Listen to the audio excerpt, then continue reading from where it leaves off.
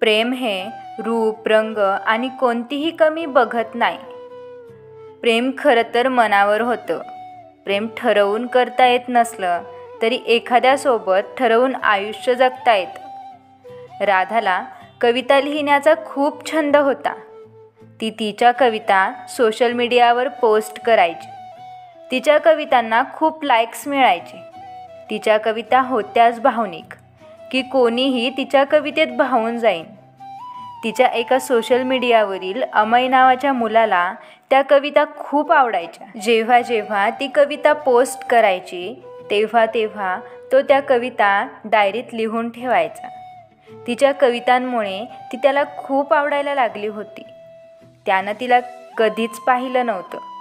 तो नेहमी तिच्या कवितांवरून तिचं रूप मनात रंगवायचा.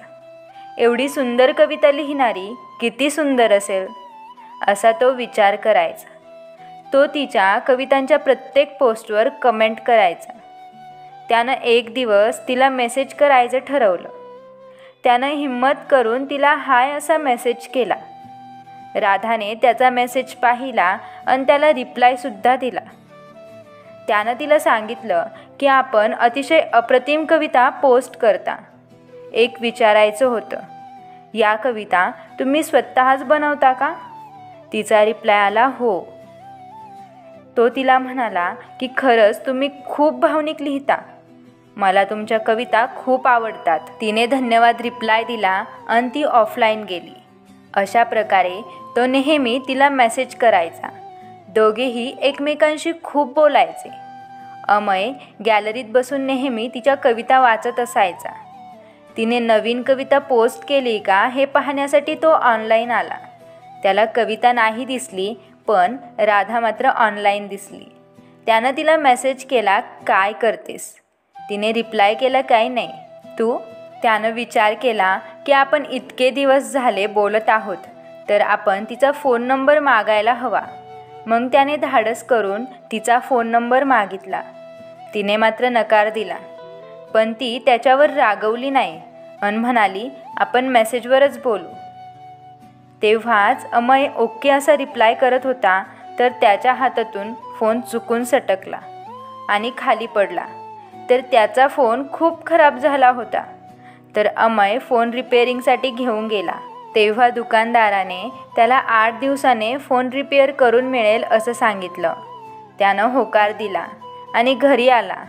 राधा त्याच्या रिप्लायची वाट बघत होती. तिला वाटलं याला नंबर नाही दिला म्हणून हा रागवला असणार. ती त्याला मेसेज करत राहिली पण त्याचा फोन खराब झाला होता. त्यामुळे याला माहीत नव्हतं त्या मेसेजेसचं. अमयला काही कारणाने गावाकडेही जावं लागलं होतं. 2 दिवस झाले पण अमयचा रिप्लाय आला नाही म्हणून राधाला खूप वाईट वाटलं. त्यानंतर तिनं त्याला मेसेज करायचं सोडून दिलं. 5 दिवस झाले होते. तिला करमत नव्हतं कारण तिला सवय झाली होती त्याच्याशी बोलायची. त्यानंतर 8 दिवसांनी अमयने तिला मेसेज केला तर तिने त्याला तिचा नंबर दिला. तुला राग आलाय म्हणून दिला पण प्लीज माझ्याशी बोलत जा. सवय झाली यार आता तुझ्याशी बोलायची. तर अमयला कळले होते की हिचा गैरसमज झालाय तर तो तिला कॉल करतो. पण राधाने त्याचा फोन कट केला आणि मेसेज केला की मी घरी असते त्यामुळे फोनवर नाही बोलू शकत. त्यानेही ठीक आहे असा रिप्लाय केला. मग त्यानंतर दोघेही मेसेजवरच एकमेकांशी बोलायचे. त्यानं तिचे गैरसमजही दूर केले होते आणि त्यांच्यातील बोलणं वाढलं होतं. त्यामुळे एकही दिवस त्यांचा न बोलता जात नव्हता. एक दिवस अमयने तिला भेटायचं ठरवलं. त्यानं तिला विचारलं की राधा, इतके दिवस झाले आपण बोलतोय. मला एकदा तुला भेटायचंय, तुझा आवाज ऐकायचा आहे. तिने या प्रश्नाचं उत्तर दिलंच नाही. खूप वेळ मेसेज नाही आला तर अमयने पुन्हा मेसेज केला, सांग ना गं. तिचा रिप्लाय आला की आपण असंच नाही का बोलू शकत? भेटणं गरजेचं आहे का? यावर तो म्हटला, असं नाही आहे पण मला एकदा तुला बघायचं आहे, तुझा आवाज ऐकायचा आहे. ती म्हटली, अगोदर एक प्रॉमिस करशील? तो म्हटला, हो. तर ती म्हटली, मी जेव्हा तुला भेटायला येईल अन तिथं तुला काही कळलं तर तू आपली मैत्री ही अशीच ठेवशील. तो म्हणला, अगं वेडी आहेस का? असं का बोलतेस? ती म्हणते, सांग ना. तो म्हटला, हो. मग उद्या भेटूया? तर तीही हो म्हटली. नंतर त्यांनी भेटण्याची वेळ आणि ठिकाण ठरवलं. अमय खूप आनंदी होता. आपण राधाला प्रत्यक्षात भेटणार आहोत. दोघांनीही एकमेकांना कधी बघितलं नव्हतं, त्यामुळे एकमेकांना कसं ओळखावं हे जरा कठीण होतं. अमयने त्याचे काही फोटो सोशल मीडियावर टाकले होते, त्यामुळे राधाने त्याला ओळखलं होतं. तिला माहिती होतं अमय ठरल्या ठिकाणी जाऊन तिची वाट पाहत होता. तेव्हा समोरून एक मुलगी येते. कदाचित तीच राधा असेल असं त्याला वाटलं. ती जवळ आली आणि इशाऱ्याने त्याला हाय केलं. त्यानंसुद्धा तिला हाय केलं. दोघेही एका ठिकाणी बसली. तेव्हा अमय तिच्याशी खूप बोलत होता. ती फक्त स्माईल देत होती. त्याला असं वाटलं की हिला ऑड वाटते म्हणून ही आपल्याशी बोलत नसेल. पण अमय बोलतच राहिला. आणि अचानक त्यानं पाहिलं की राधाच्या डोळ्यात अश्रू होते. त्यानं तिला विचारलं, का रडतेस? ती काही बोललीच नाही. तर अमय बोलला, माझं काही चुकलं का? तरीही ती काहीच बोलली नाही. तिनं त्याच्या हातात एक लेटर दिलं आणि तिथून निघून गेली. तो ते लेटर तिकडेच वाचत होता की अमय, मला माफ कर. मी आपल्या मैत्रीच्या नात्यात फसवणूक केली. मी तुझ्याशी खूप खोटं बोलले यार.